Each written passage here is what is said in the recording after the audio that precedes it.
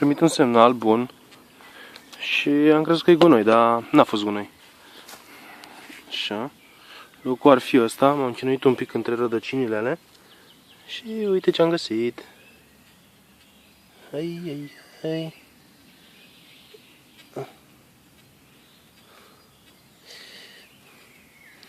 O monedă de argint.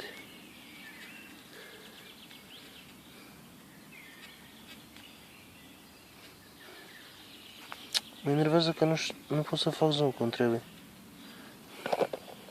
Ia stai un pic. 1765 scrie pe ea.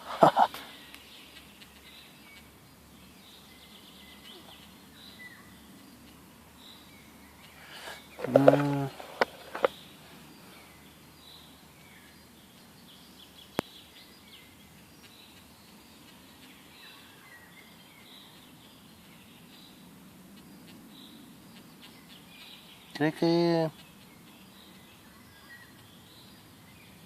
nemțească, austriacă.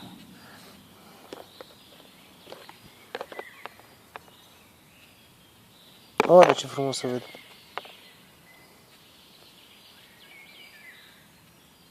E Tereza. Tereza? 30 de crăițari, cred.